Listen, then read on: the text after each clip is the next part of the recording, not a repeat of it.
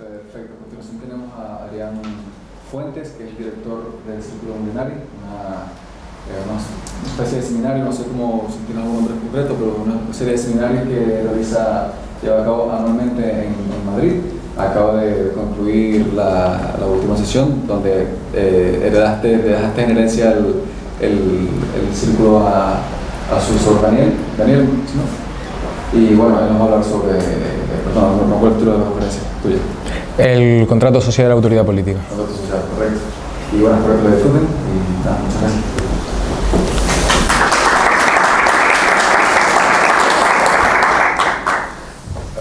Vale, bueno, en primer lugar empiezo pidiendo disculpas porque he estado estos días enfermo con fiebre y tal, entonces si tengo la mente un poco más espesa y hablo más lento, me pierdo en algún momento, pues ya les pido disculpas de antemano. Y en segundo lugar, pues me gustaría dar las gracias a todos los que están aquí presentes, que han venido a este evento a escuchar estas charlas y a debatir. Al cónsul de Argentina, que también está aquí con nosotros, y a los organizadores de Student for Liberty. El título de mi charla, de nuevo, es El contrato social de la autoridad política, y versa básicamente pues, sobre las dos cosas que indica el título, ¿no? Como no podía ser de otra manera. Voy a empezar, como ha hecho José Hernández en su conferencia previa, pues aclarando un poco los términos o especificando los conceptos de los que estamos hablando. Y también desde qué posición, digamos, voy a moverme, digamos, reflexionar durante esta charla, que bueno, espero que sea relativamente breve. En primer lugar, voy a comenzar haciendo una distinción entre dos tipos diferentes, clases diferentes de anarquismo, ¿de acuerdo?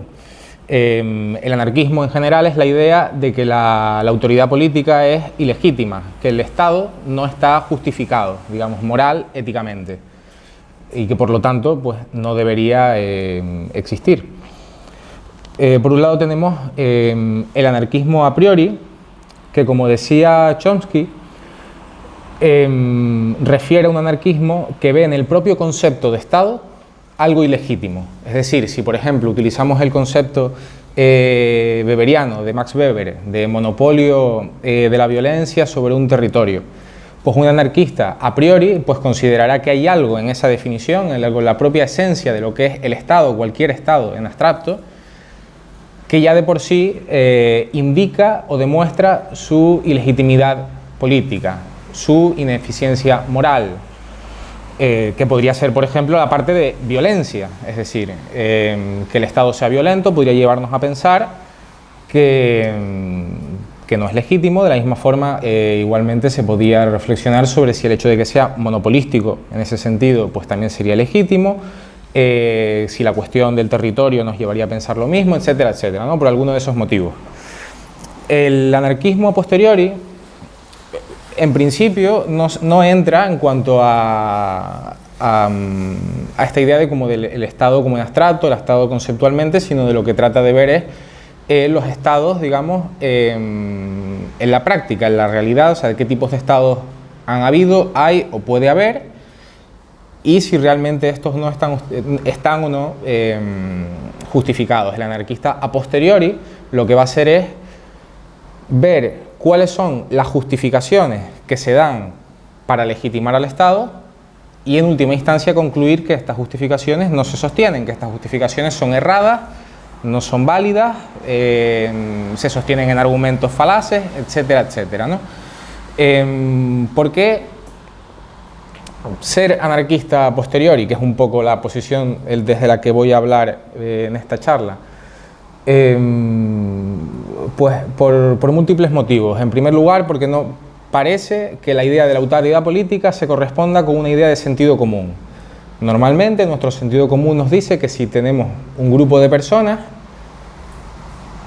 no hay una pequeña parte de ese grupo que vaya a dominar sobre los otros. Eso no debe pasar así. Es decir, si estamos tres perdidos en una isla y dos nos peleamos y llega el otro y dice, bueno, a partir de ahora todos los conflictos que tengáis ustedes dos, tanto si es entre ustedes o es conmigo, los voy a solucionar yo y voy a ser quien tome las decisiones.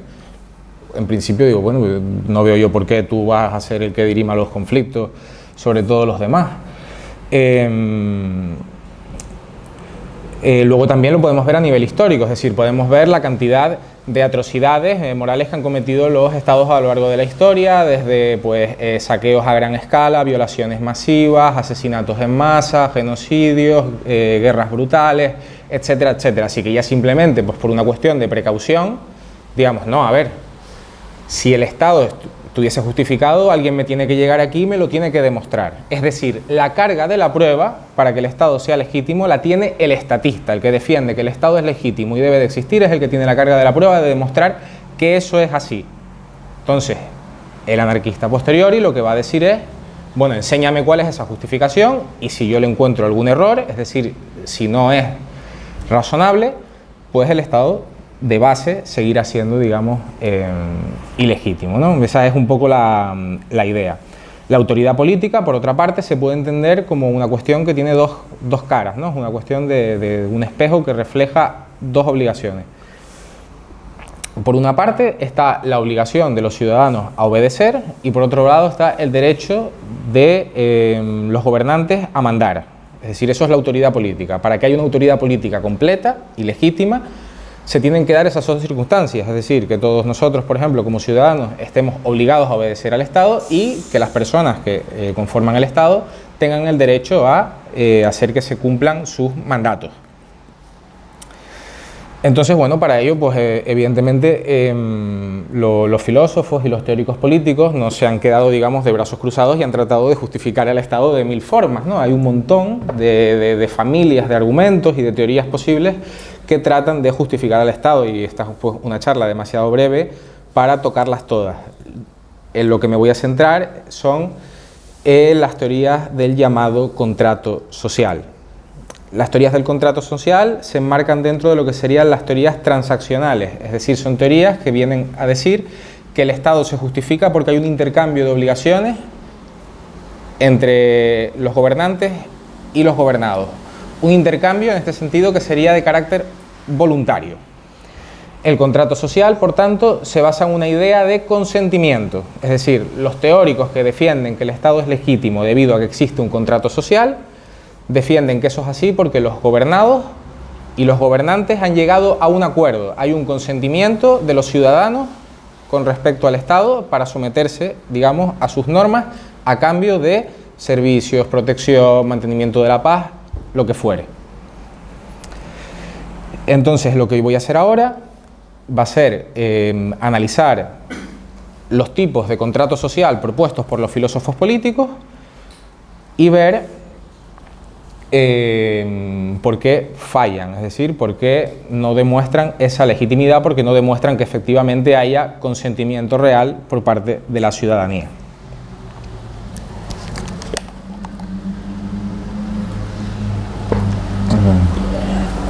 A ver, el primer tipo de contrato que podría alegarse que existe, aunque evidentemente en cuanto lo describa va a ser, resultar obvio que va a ser el menos sostenido por filósofos y académicos, digamos, serios, porque es muy fácilmente, digamos, refutable, es la idea de que existe para los estados o para algunos estados un contrato social histórico, un contrato social originario. Es decir, que hubo un momento concreto en la historia donde efectivamente sucedió esto, de que determinada población firmó un contrato para ser gobernada por otra parte de la población o lo que fuere.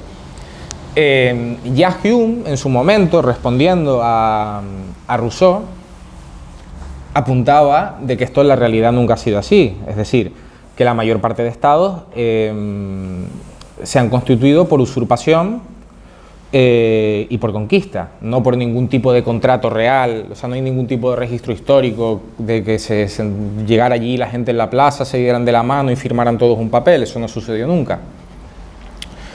También se puede alegar que las constituciones de cada país, pues a efectos prácticos sirven como un contrato originario, al menos de manera análoga o de manera suficientemente válida. El problema con la idea de que la Constitución sea un contrato originario es que la mayor parte de miembros de los países con constituciones no estaban ni siquiera vivos en el momento de la Constitución. Es decir, en el caso de Estados Unidos, por ejemplo, no hay nadie vivo que estuviera cuando se estableció la Constitución americana. En el caso de España, que fue en el 78, pues no sé qué porcentaje de la población española pues, estaba vivo entonces, pero desde luego pues, no es la población en el conjunto, es decir, evidentemente pues, a muchos de los ciudadanos ni les va ni les viene que en su momento se votara o se dejara de votar o se instalara una Constitución. Y luego, por otra parte, cuando se establece la Constitución, ¿quién establece la Constitución? Porque la Constitución la establece algo, es decir, tiene que haber un poder que establezca la Constitución, pero lo que se está tratando de justificar es que exista ese poder en primer lugar. Entonces, si ya hay un poder establecido con la capacidad de organizar unas elecciones para votar una Constitución, como se hizo aquí en España, por ejemplo, y tal, o sea, eso implica, por ejemplo, un montón de gastos, y esos gastos se financian en base a impuestos, y esos impuestos forman parte de la justificación que tiene que dar el defensor del Estado, es decir, por qué hay una determinada gente que está autorizada a cobrar impuestos o a llevar a cabo, a decidir lo que se tiene que votar o no votar. Entonces, pues evidentemente esta idea de que hubo un contrato social o histórico, o que análogamente podría ser la Constitución, dependiendo del país, pues no se sostendría. Luego, otra posible teoría del contrato social sería la teoría del consentimiento expreso. El principal defensor contemporáneo de este tipo de teorías es el filósofo estadounidense Michael Walzer, y que lo que afirma es que los ciudadanos expresan el consentimiento mediante su participación política. Es decir, cuando los ciudadanos participan en la actividad política, especialmente mediante las elecciones democráticas, emitiendo su voto, estarían dando su conformidad expresa mediante un acto intencional de que desean formar parte de ese sistema. Claro, uno podría alegar en primer lugar de que cuando uno vota, en todo caso, estaría dando su consentimiento expreso a que gobernase la gente a la que está votando. Pero el resultado no tiene por qué ser ese. Luego, además, uno puede abstenerse en la mayor parte de países. En los que uno no puede abstenerse de votar, pues evidentemente ahí no está dando el consentimiento porque no puede hacer otra cosa. En todo caso, otro autor, otro filósofo político, John Planemat, dice que cuando uno participa, ¿no?, en las elecciones democráticas, no solo está dando su consentimiento expreso para que le gobierne la opción que ha votado, sino que está dando su consentimiento para cualquier opción que salga democráticamente, porque lo que ha aceptado es participar de ese proceso. De la misma forma que si yo decido voluntariamente, expresamente participar pues, en un combate de boxeo, yo no puedo después demandar por daños y perjuicios a la persona que me ha dado un puñetazo. Es decir, hay unas reglas del juego, yo decidí participar en este sistema, ¿no? Sería la idea del conocimiento expreso. El problema principal de esto es que no hay un consentimiento real. ¿Por qué? Porque es imposible no dar el consentimiento. De nuevo, si yo me abstengo, ¿qué sucede? Porque yo ahí sí que estoy decidiendo no participar del proceso. Es más, si yo me abstengo y declaro verbalmente, en voz alta, me abstengo porque no quiero formar parte de este proceso, porque no creo en el proceso, etc., yo aún así sigo teniendo que acatar las normas que impone el Estado, sin ningún tipo de consentimiento. Entonces, da igual que yo vote a la opción que gane, que yo vote a la opción que pierda, que yo decida no votar, es decir, da igual lo que haga, que el Estado va a seguir operando. Pero en cualquier tipo de trato, en cualquier tipo de relación social donde haya un consentimiento genuino, siempre cabe la posibilidad de no darlo. Es decir, si no existe la opción de no dar el consentimiento, la relación no es consentida, es forzada. Sí. Esto que estoy diciendo no lo dicen autores libertarios, radicales, de círculos escondidos, que están en extraños foros de Internet. El argumento que acabo de desarrollar lo desarrolla, valga la redundancia, in extenso, digamos, una autora que se llama Carol Pateman en The Problem of Political Obligation, A Critique of Liberal Theory, que es una autora feminista de Cambridge. Es decir, no estoy diciendo una cosa que solo digan anarquistas tarados. Es decir, esta autora y muchos otros autores consideran que no hay un consentimiento expreso de este tipo.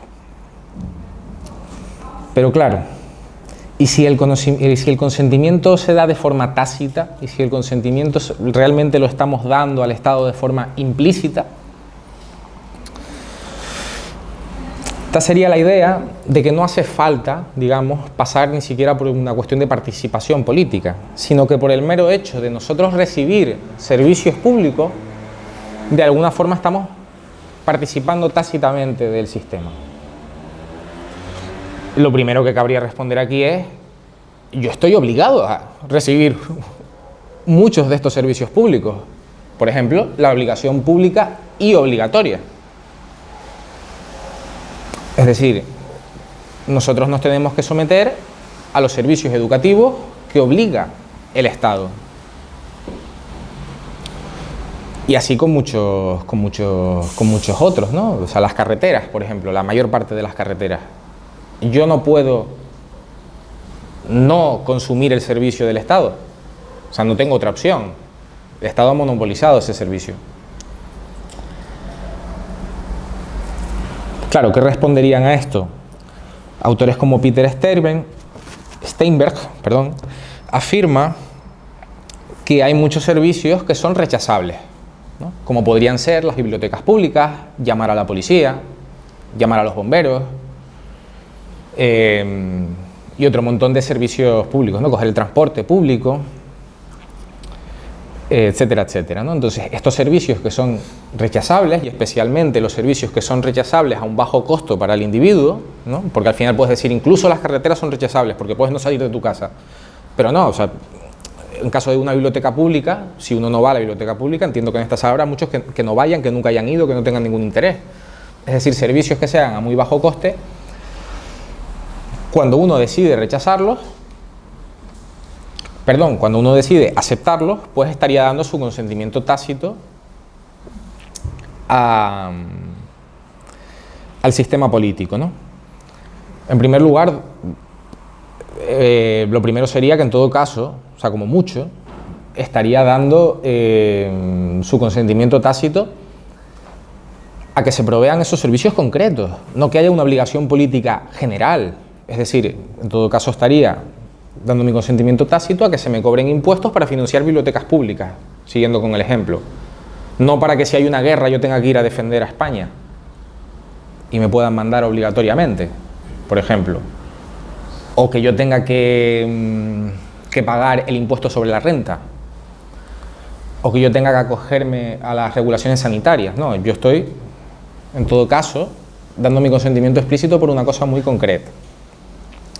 No para una obligación política general, que es lo que necesita realmente el Estado para poder ser legítimo. Pero además, el argumento no se sostiene en ningún caso, o sea, no estaría dando mi consentimiento ni siquiera para eso, porque para que existan esos servicios, de nuevo, se han tenido que financiar con impuestos de forma previa, que es lo que estos filósofos políticos deberían tener que justificar en primer lugar. Es decir, una vez ya a mí me han robado el dinero, me han quitado mis propiedades sin que yo consensualmente, sin que yo haya firmado ningún contrato de por medio y lo hayan invertido y lo hayan gastado en esto y lo otro, pues yo ahí puedo decidir, bueno, ya que me lo han quitado, pues por lo menos accedo a esto o accedo a lo otro, que tal y cual. Pero no es, pero es lo que se tendría que probar en primer lugar. Es como decir, para que se vea claro, imagínense un mendigo que va a un centro de ayuda social, a un centro de caridad, para que le den comida. Sería como si después de eso le dijeran al mendigo que tiene que pagar. No.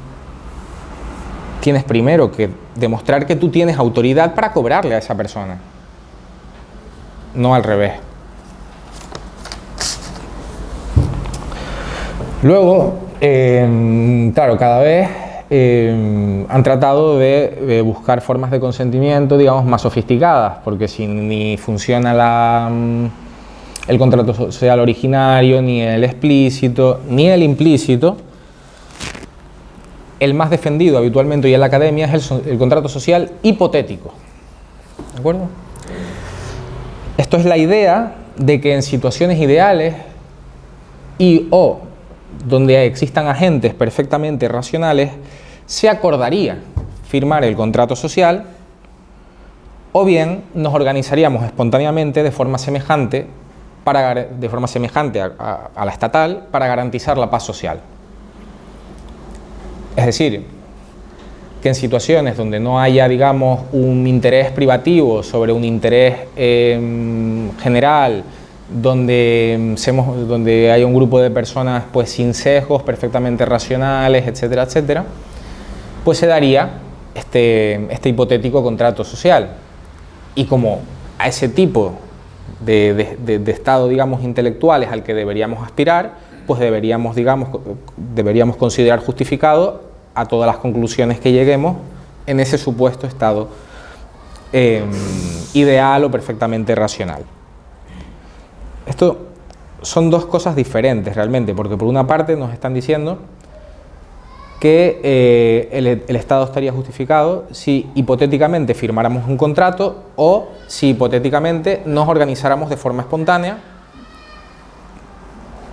de forma que creáramos un Estado, es decir, no que se creara el Estado pues por la usurpación, por la violencia, por la guerra, sino que se creara, digamos, de forma espontánea. En el primer caso, del contrato estrictamente, tenemos autores como Rawls, que probablemente sea el filósofo político más influyente del siglo XX. Y el problema, como indican otros filósofos como Ronald Dworkin, es que los contratos ideales no son vinculantes en la práctica. No son vinculantes en la vida real.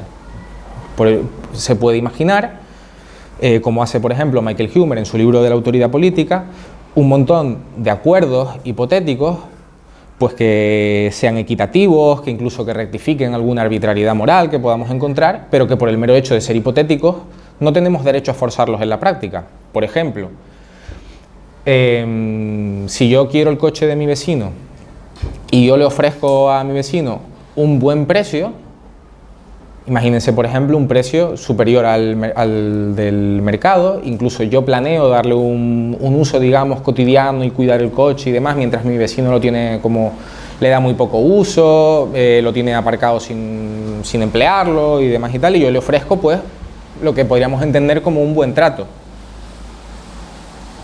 Si mi vecino dice que no me lo quiero vender, yo, porque hipotéticamente haya llegado a que es un contrato pues perfectamente racional, equitativo y que incluso arregla algún tipo de deficiencia moral, no puedo forzarlo en la práctica. Es decir, yo en ese caso no puedo coger a mi vecino a punta de pistola y obligarle a firmarlo. Un contrato hipotético no es vinculante en el mundo real.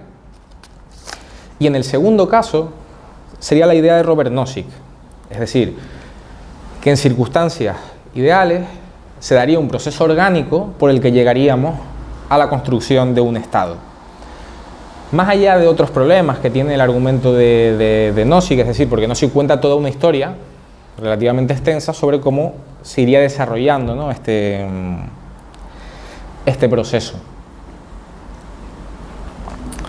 Indiferentemente de los problemas concretos que tenga el proceso descrito por Nozick, incluso si fuese verdad que eso fuese así, tampoco implica que los estados actuales, los que existen a día de hoy, a los que tenemos que obedecer, sean de hecho legítimos, porque no se han construido como el estado que dice Nozick.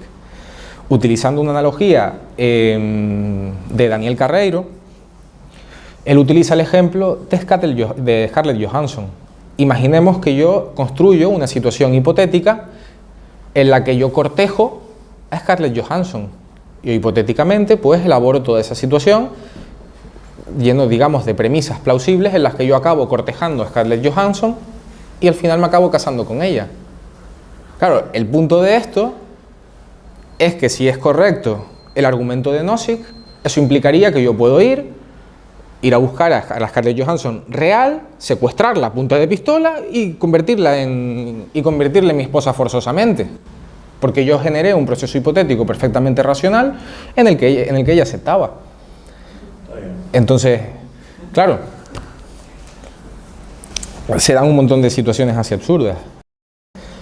Entonces, por finalizar, me gustaría tratar, digamos, otro tipo de argumento así que tratan de justificar como un contrato, que no lo he metido, digamos, en ninguna de las categorías anteriores porque puede, digamos, encuadrarse en alguna de ellas o no es tan fácilmente categorizable, pero que me parecía que tenía sentido acabar con él porque además es como muy común también en el discurso popular cuando se habla de la legitimidad del Estado, ¿no? La reflexión que se hace, ¿no? Y es la idea que desarrolló pues, Locke en su momento, y es que tú al final tú estás aceptando porque decides quedarte. Si no te vas, es porque estás aceptando cumplir las normas aquí, cumplir las normas de este Estado. El punto de esto, de nuevo, es quién tiene la autoridad en primer lugar. Porque eso es como si yo me voy de mi casa, por ejemplo, hoy para venir a dar esta charla, para venir a este evento, y ahora cuando llego, me encuentro un intruso en mi casa sacando una cerveza de la nevera, cogiendo una pizza, haciéndosela en el horno y no sé cuánto, y yo llego allí y digo, oye, ¿y qué hace usted aquí? Y me dice el tipo, no, yo soy su autoridad política, a partir de ahora, si se quiere quedar, pues tiene que cumplir las normas que yo le pongo, y si no se va, usted es libre de irse. Si se queda usted aquí cumpliendo mis normas, pues eso es que usted está aceptando este contrato. Claro, evidentemente hay un problema que es quién tiene derecho en primer lugar para tomar esas decisiones. De nuevo se está pidiendo el principio al anarquista en este caso. Y luego, más contemporáneamente, Harry Beran, que es un teórico de las relaciones internacionales, pero que ha tratado también en este tema de filosofía política, él habla de establecer un procedimiento por el cual votemos directamente si cada persona de forma individual quiere acatar la autoridad del Estado. Eso para empezar no se ha hecho, por lo tanto no tendría validez con los estados actuales, pero él presume que si se hiciese de hecho una votación, mucha gente votaría que sí. Lo cual no lo pongo en duda, no lo sé. En cualquier caso, se permitiría en ese sentido la secesión, o sea, yo no tendría por qué abandonar el territorio, o sea, yo podría quedarme aquí, yo podría quedarme donde estoy, simplemente no acato esas normas, acataría pues las normas de otra organización o lo que fuera, ¿no? dado el caso. De nuevo, el problema de eso es que no se ha hecho, por lo tanto no justifica ningún estado actual, y además tendríamos el problema del principio de particularidad, como señala John Simmons, que es uno de los autores anarquistas más relevantes de los últimos 50 años, que el principio de particularidad lo que nos dice es que para uno justificar a un Estado particular, no basta con justificar la idea de nuevo de Estado en abstracto, sino tiene que justificar el Estado concreto. Porque si no, ¿por qué yo, Adrián, tengo que acatar las leyes del Estado español y no del Estado ruso, o del Estado francés, o del Estado taiwanés? Es decir, se tendrá que justificar por qué yo tengo que acatar las normas de este Estado en concreto. Entonces, en una situación de votación como la que está planteando Beran, cabe preguntarse, claro, pero entonces podría perfectamente venir cualquier otro Estado y plantear la votación aquí. Pero eso no lo permitiría el Estado español. ¿Por qué? Porque ya de hecho el Estado español existiría, y se está de nuevo pidiendo el principio. En caso de que no existiera, pues sería pues que lo hiciera como cualquier asociación. O sea, me podría decir el Estado español o una organización que pues estuviera mandando en Rusia, oye, usted quiere acatar mis normas a cambio de no sé cuánto, como si me lo dice el supermercado El Día, o sea, usted quiere acatar esto a cambio de no sé qué, pues perfecto. Pero el caso es que no es así, eso no se podría dar porque tendría que poder darse de cualquier tipo de organización política o de asociación ciudadana de cualquier tipo, de plantear, de competir en esa votación, no solo que puedas decidir si eres leal, si eres obediente a esta organización o no, sino a cualquiera. No tendría que haber un monopolio previamente para que este tipo de votación fuese realmente consentida, fuese una votación real. En conclusión, la autoridad política no es la posición de que la autoridad política, digamos, sea legítima, no es la posición de sentido común. Como dice, por ejemplo, Christopher Wellman, la pregunta más importante de la filosofía política es ¿por qué no ser anarquista?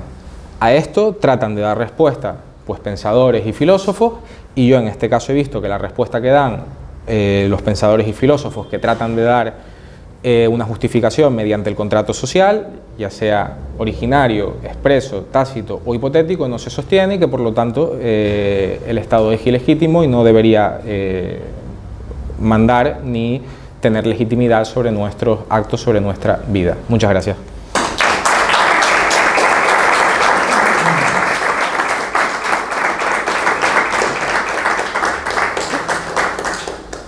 Gracias, Adrián, por la ponencia.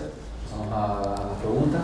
Si nadie nos preguntó todavía, yo sí me gustaría preguntarte algo, o preguntarte algo para saber tu opinión, y sería, ¿cuál sería ese primer paso para la construcción de una nueva comunidad política, independientemente del tamaño que tuviera, pero para que tuviera para que tuviera legitimidad como comunidad política, teniendo sus propios esquemas de autoridad y de poder intrínsecos a la misma?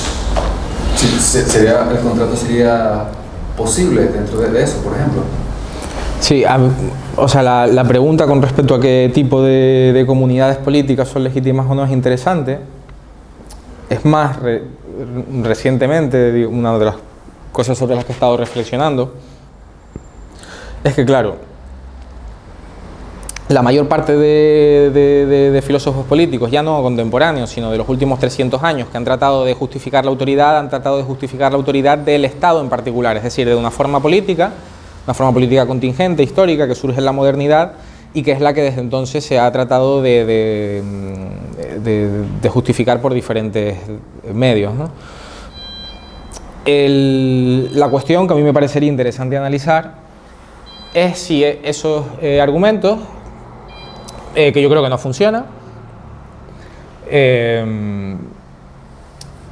si funcionan o no para otro tipo de formas políticas. O sea, porque evidentemente no tienen nada que ver como forma política el Estado contemporáneo, que la polis griega, que el Imperio Romano, que la Europa feudal, que la China de los 1000 reinos. Es decir, otro tipo de formas políticas no estatales. Si para otro tipo de autoridades hay alguna de las justificaciones que se dan para, digamos, sí, legitimar al Estado, sí valdría para estas otras formas. En principio, por relacionarlo con el tema que traté del contrato social, tengo muchas dudas de que el contrato social específicamente sirviese para otro tipo de comunidades políticas, donde hubiese algún tipo de persona, digamos, con capacidad de mando y coacción y demás. Sí, o sea, sería un tema extenso. Acabo de pensar igual regímenes donde haya mucho más derecho privado, por ejemplo, o sea, no sé hasta qué punto los feudos, por ejemplo, en Europa, es decir, el trato entre los campesinos y los señores feudales, digamos, o sea, hasta qué punto serían como contratos legítimos, por ejemplo, o no, o sea, se podría, o sea, habría que estudiarlo. No sé si respondo a tu pregunta o... Bueno. Cuando hablas de estados, ¿te refieres solamente a estados como lo entendemos como estado político? Porque acabas de decirlo, en los 1000 reinos, has hablado de monarquías, ahí también hay un ente que maneja al individuo de una forma diferente. Y te lo pregunto por lo siguiente, si quitas lo que es la dirección del Estado, de manera que, como alfabeto que soy en este tema, por ejemplo, ¿cómo organizas? Porque, por ejemplo, no existirían países, no existiría todo lo que es, porque al final el límite empieza y termina a mí. Lo que tú quieres es lo que quiero. Y como ya hemos visto, cada uno tiene sus límites para coger lo que quiere o lo que no quiere. O sea, yo entiendo que disputas la utilidad del Estado, pero ¿cuál es una alternativa? Porque la anarquía, o sea, la anarquía tal como yo la entiendo, o como la entiendas tú, que por eso hablas más, me dejas la alternativa porque una posible alternativa. Sí, Sí, en cuanto a lo primero, o sea, ¿a qué me estoy refiriendo por Estado? O sea, durante toda la charla me he referido, o sea, lo que me he querido referir es al Estado como lo entendemos hoy en día, o por lo menos de los últimos siglos para acá. Es decir, la forma política de que, bueno, como la definí al principio, de monopolio de la violencia sobre un territorio. Sí, pero que da igual que sea monarquía o tal, eso da igual, ¿no? O sea, me refiero, que da igual que sea, lo que has dicho tú. Sí, o sea, en este sentido me da igual que sea como, por ejemplo, una monarquía teocrática como la que hay en algunos países árabes, por ejemplo, hoy en día, o que sea pues una democracia liberal como Noruega. O sea, o sea, en ese sentido hablo de Estado indistintamente. Sí que yo no llamaría Estado a formas estrictamente, o sea, formas políticas premodernas, es decir, ya que cuando, o sea, las monarquías medievales no tenían nada que ver con lo que entendemos a monarquía hoy. O sea, para empezar, porque en la Europa medieval el derecho era privado, para empezar, y las propiedades del rey eran propiedades privadas, no estrictamente públicas. O sea, el tipo de derecho era diferente, o sea, y más complejo además.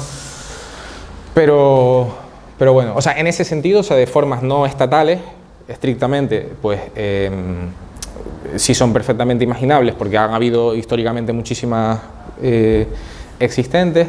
En cuanto a formas políticas que no tengan como una autoridad, con una autoridad política, o de cómo, digamos, se organizaría la sociedad sin el Estado como lo entendemos hoy en día también y tal. Yo pienso que la idea o lo que hay que promover es principalmente la descentralización, es decir, que las decisiones se tomen lo más cerca de las personas posible. Yo creo que eso trae muchos, o sea, beneficios en general. Es decir, sí se tienen que tomar decisiones en conjunto, es decir, o hay determinadas cosas que nos afectan a todos. Pero, por ejemplo, las cosas que me afectan a mí, eso, a lo mejor eso son la carretera, el alumbrado público, el no sé cuánto y tal. O sea, que me quiten mi dinero para llevárselo, para dárselo a soldados ucranianos, no es algo que en principio a mí en mi día a día me haga falta. Es decir, para empezar, si reducimos, digamos, el control, el poder a lo local, también el tipo de decisiones sobre las que se toman o sea, son de un tipo mucho más cercana y mucho más comprensibles también para los ciudadanos, lo que también implica mayor responsabilidad, porque entiende a qué se ha ido el dinero. Es decir, la contabilidad nacional no la entiende el ciudadano medio. En cambio, si todo funcionara, digamos, imagínate, a nivel ayuntamiento, es mucho más fácil saber en qué se está gastando el dinero que no. Para empezar, ya o sea, todo el mundo conocería a su alcalde y lo vería por la calle y lo vería tal. O sea, hay mucho más control. Entonces, claro, estoy utilizando formas como la alcaldía en concreto, tal, que existen ahora, que no tendría por qué ser exactamente, pero ir hacia lo local. Y hay muchas cosas que no le permitirías a tu alcalde que si se las permitimos como el presidente del gobierno o cosas por el estilo. Algo como Suiza, como los cantones. Por ejemplo, sí, pero ya no solo, sí, incluso en Suiza, o sea, para tú irte a vivir en algunos pueblos de Suiza, por ejemplo, si tú emigras allí, te tiene que aceptar el cantón o sea, el pueblo en sí, en el ayuntamiento, por unanimidad. Es decir, sería una forma de establecer, por ejemplo, pues, normas con respecto a la propiedad privada, a la comunidad, a la tradición local y demás, de quién puede asentarse aquí o quién no, pues que evidentemente allí problemas de inmigración a ese nivel local, por ejemplo, no tendrían. O sea, porque ellos mismos, o sea, literalmente tienes que ir allí, presentarte y decirles lo que vas a hacer allí personalmente y reunirte con la gente, y ellos te tienen que aprobar de que tú puedas allí alquilar o comprar la casa. Y hasta que pasan una serie de años tú no vas obteniendo todos los derechos políticos que tienen ellos. A lo mejor no puedes votar ni siquiera hasta que llevas 5 años allí o lo que fuere tal. Entonces sí. Yo tengo un amigo que hace poco votó, ellos votan a nivel ayuntamiento, Sí. a nivel municipal, votan la nacionalidad. Entonces hay un candidato a la nacionalidad, es un vecino de ellos, lo conocen, y ya cuesta no, esto es una follonera, ecologista, que quería quitarle los cencerros a las vacas, fuera. Y votaron que no, y no le dan, o sea, son los propios vecinos los que otorgan la nacionalidad. Y eso, claro, tiene un efecto mucho más justo, porque son los que se van a comer a esa persona, Claro. la que tienen que convivir con ella. Por Sí. el sistema, no creo que sea, no lo sé. No sé si. No lo sé. Yo no tengo ni idea. Vale, Sé que hay una votación, sí. que ellos emiten. Y luego, también por señalar, o sea, que la anarquía a día de hoy existe en la práctica.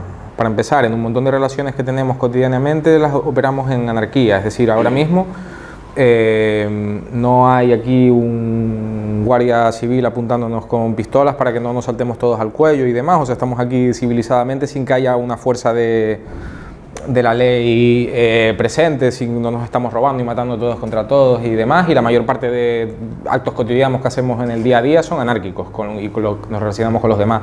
Luego, el comercio internacional o las relaciones entre estados es anárquica, no hay un estado mundial.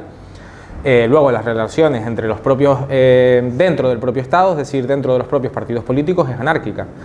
Luego, países como el Vaticano es estrictamente anárquico. Países como Liechtenstein es estrictamente anárquico porque está dividido en 11 jurisdicciones, o sea, es un país de muy poquitos habitantes y tienen derecho de secesión cada una de esas 11, es decir, con 5.000 personas que estuvieran de acuerdo se podían secesionar y tienen la opción de unirse a otros 2 países o de quedarse de forma independiente, por lo tanto, sin tener que mudarse ni tener que ir a ningún lado.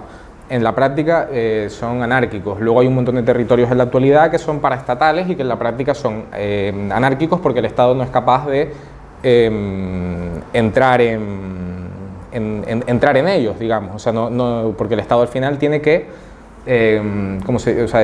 necesita de poder infraestructural para que pueda operar. Entonces, si un Estado, por ejemplo, no tiene acceso a las cuentas bancarias de una gente, no tiene acceso a ir allí a cobrarles, no tiene acceso allí a que se cumplan las normas, efectos prácticos, esa comunidad es anárquica, el Estado no está operando allí.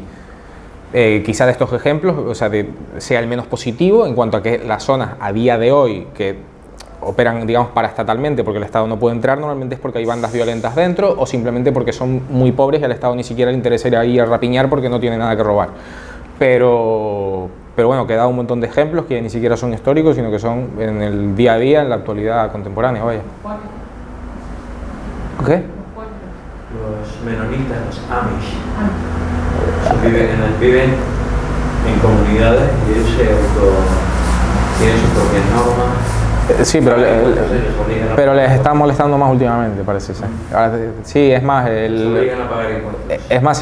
se movilizaron en masa para votar a Trump en las últimas elecciones porque se estaban metiendo en controles sanitarios con cómo cultivan y no sé qué, y que eso no lo querían y tal.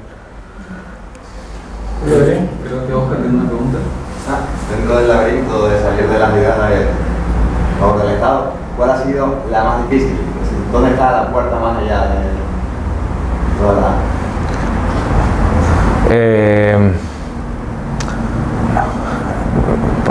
Siguiendo a Miguel Ángel Bastos, que es mi maestro en ese sentido, yo creo que una de las más nocivas y que es más difícil de ver o que parece una tontería en principio es la idea del mapa. O sea, uno piensa las relaciones sociales como piensa en el territorio, o sea, tiene el mapa de España y se lo hicieron hacer en el colegio con una cosa así. Yo lo tuve que hacer un montón de veces, así como del mapa de España, imaginarse que eso es España. Pero yo eso no lo he visto nunca en la realidad, es decir, mi comunidad política no es ese mapa que tal, mi comunidad política es lo que yo vivo, la gente con la que yo me relaciono, las transacciones que yo hago, las amistades que yo tengo, lo que fuera, no esa idea de España. Yo a mí ni Madrid, por ejemplo, a nivel personal me gusta especialmente como ciudad, lo paso mal cada vez que voy, pues me gustan las grandes urbes, así y tal. Y luego además, o sea, que los políticos que están sacando leyes allí, que todos los lunes, que si el BOE, no sé cuánto y tal, claro, o sea, para poder hacerles caso tendría que estar estudiando toda la semana hasta que salga el siguiente BOE, de tantas que sacan y tantas que sacan. Digo, yo no sé quién es esa gente, yo no la conozco, no los he visto nunca, no he hablado con ellos, no sé si son buenas personas, malas personas, o sea, que a nivel ya personal, o sea, no tengo ni idea de si me puedo fiar de ellos o no sé cuándo me están mintiendo o no, ni tengo por qué saberlo. Yo no sé por qué lo que escriben en un papel ahí en Madrid, luego yo me levanto el lunes y de repente tengo que acatar nuevas normas que no sé ni cuáles son. O sea, a mí eso me parece un disparate. Entonces, de nuevo, o sea, la anarquía o esta ausencia de legitimidad del Estado debería ser el sentido común, es el sentido común. Es decir, si lo miramos en lo privado, en lo particular, lo vemos claro eso. Si yo me peleo con él, estamos los tres solos, y dices tú, no, a partir de, o sea, yo voy a resolver, pero también si se pelean conmigo, resuelvo yo.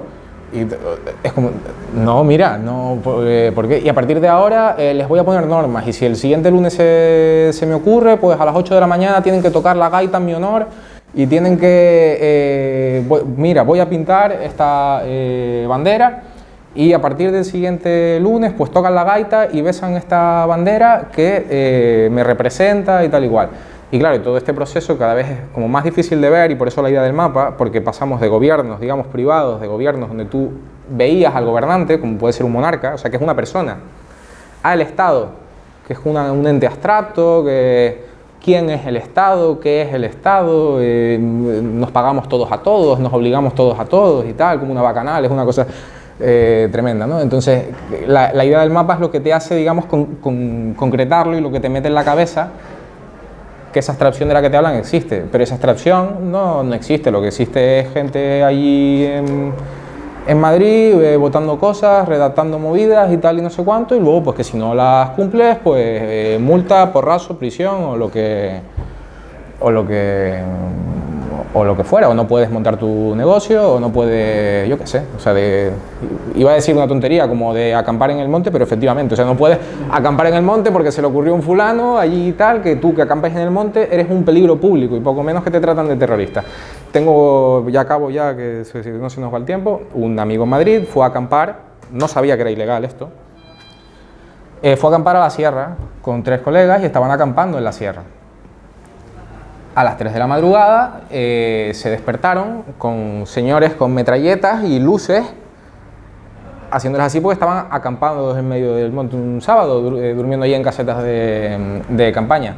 Claro, lo que les dijeron es que aquello era ilegal y no sé cuánto porque iban a quemar el bosque, no sé cuánto, pero si ni siquiera hicimos fuego porque suponíamos que era ilegal hacer fuego, o sea, no lo habían mirado, sino lo suponían, ¿no?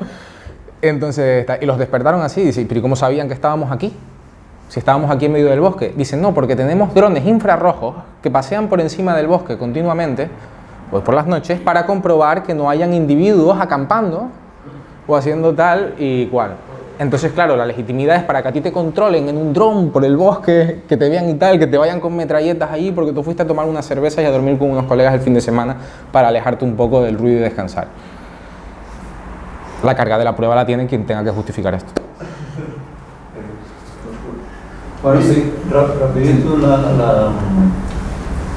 dentro de los contratos pusiste el cuarto, creo que era, que es el hipotético, ¿no? Sí. ¿Ese es el que estábamos preparando para cuando vengan los marcianos? ¿O fue por lo que yo entendí un poco? Perdona la broma, pero es que, o sea, es de coña, ¿no? O sea, quiero decir, definitivamente cuando el Estado y sus representantes quieren justificar algo, ¿no? O sea, ¿de qué va eso del contrato hipotético? O sea, sí, o sea, es curioso que digas lo de los marcianos. Digo, la gente inteligente que vendrá, sí. ¿no? Es curioso que digas lo de los marcianos porque Daniel Carreiro, que es discípulo de Miguel Ancho Bastos también, en su tesis doctoral, Obligación política y razones para la obediencia, habla de que todos los argumentos que tratan de defender al Estado son argumentos que él llama de amenaza catastrófica. Es decir, que funcionan diciendo podría haber habido una amenaza catastrófica y que él suele ejemplificar como una amenaza extraterrestre, entonces pues tiene que venir, no, pues tenéis que obedecernos ahora y tal y cual para resolver esta amenaza. Entonces que al final que todas las formas de tratar de justificar al Estado es decir, hay una amenaza catastrófica, el Estado puede resolverla, ¿no? Entonces, en ese sentido, pues claro, si hubiera sido una invasión alienígena, yo creo que sería mala noticia, porque probablemente ahí estaríamos bastante más cerca de una centralización del poder mundial que en caso de no haber la invasión. O sea, tendríamos más incentivos para, tal cual funciona la mentalidad hoy en día, para formar un gobierno mundial que en caso contrario, para poder defendernos unidos de esa amenaza exterior y demás. Es simpático porque precisamente... Perdona, pero tenemos que ir ya cambiando de país. Muchas gracias, Adrián, por la conferencia. Nada, gracias.